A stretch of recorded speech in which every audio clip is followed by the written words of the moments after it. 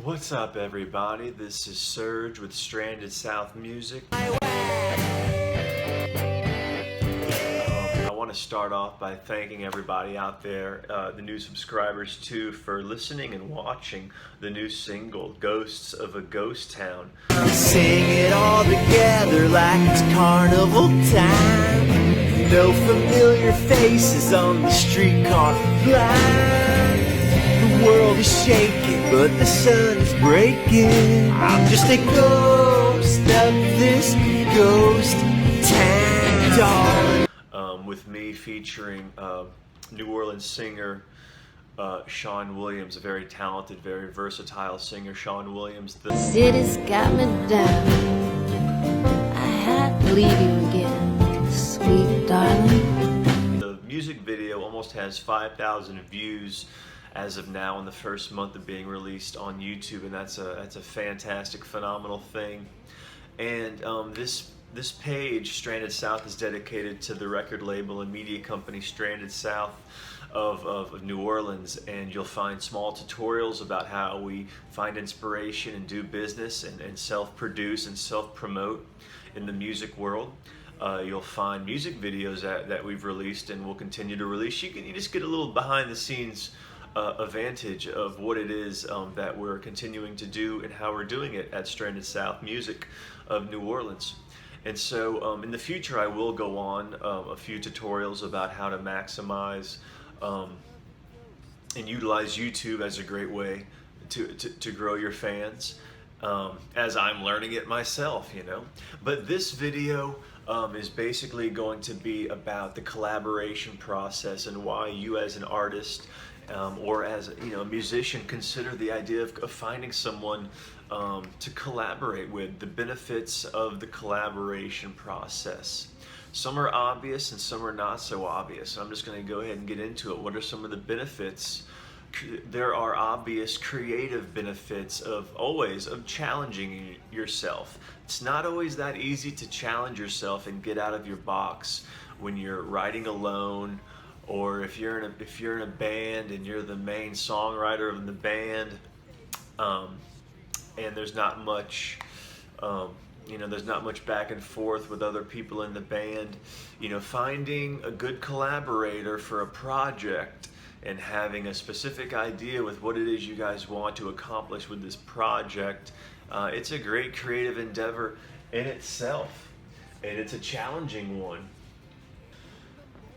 Now, let me go back here and talk a little about Ghosts of a Ghost Town and how I came to work with Sean Williams of New Orleans, and how I researched some local people in the local area who I thought might be a good fit for this song.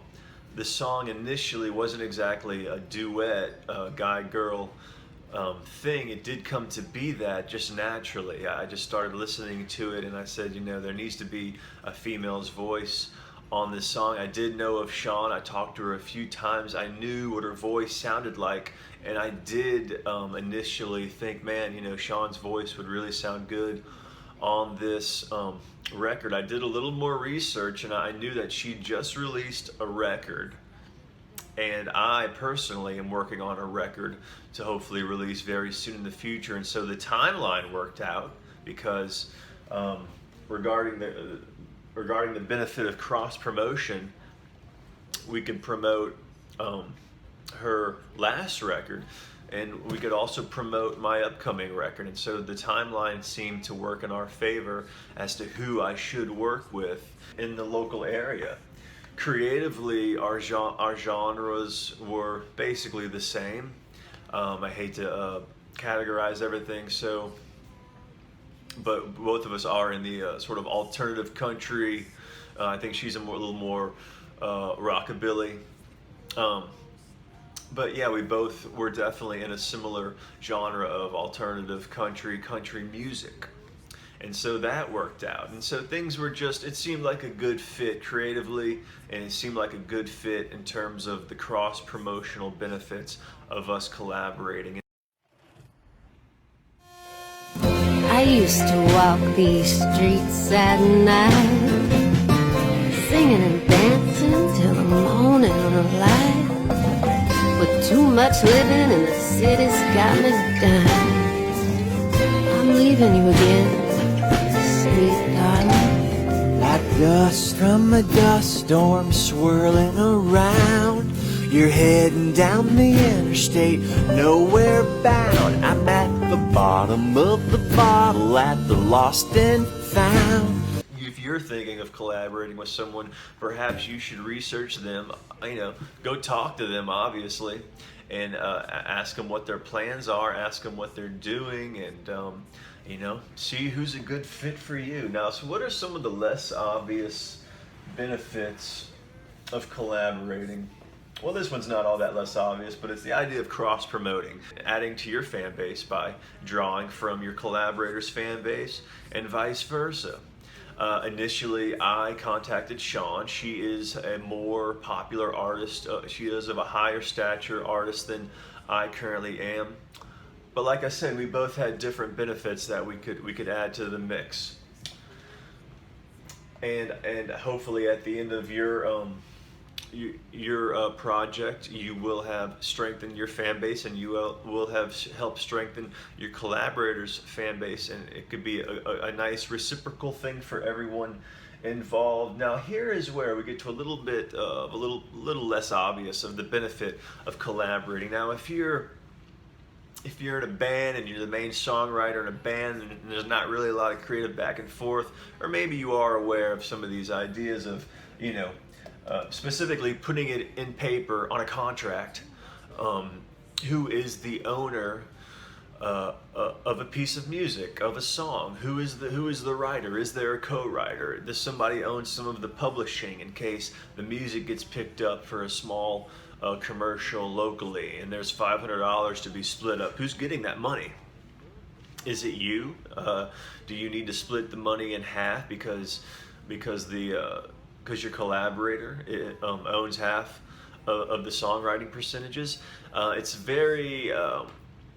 It gets pretty confusing when you talk about those percentages, and there's a lot of great tutorials on the internet you can find. You can easily find the information, but getting down to it, collaborating with somebody is a great way to familiarize yourself with writing a contract if you never had to deal with those not very fun aspects of being in business, of being a musician, of being in the music business.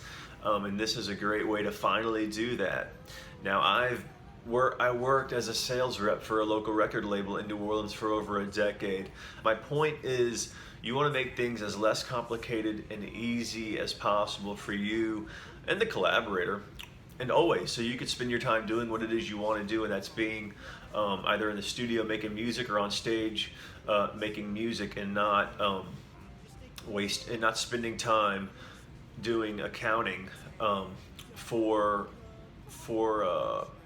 amounts of money that don't even warrant the time spent doing that accounting. So perhaps you might just want to hire someone on a for-hire basis and pay them a lump sum of money in order for you to keep literally all of the copyrights and all the ownership of the project. That, I'm not saying that's what I did. I'm just saying that's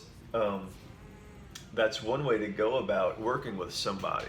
Doing more tutorials regarding this single and how I think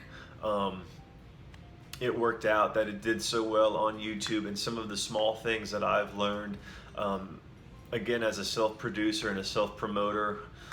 Stay tuned for more music from Stranded South, some more tutorials, and once again, really appreciate everybody checking out the new single. Go take another look and help us get over 5,000 views. Thanks, y'all. I had to leave you again, sweet darling. Been sifting through the ashes of Old New Orleans, drifting in the bar.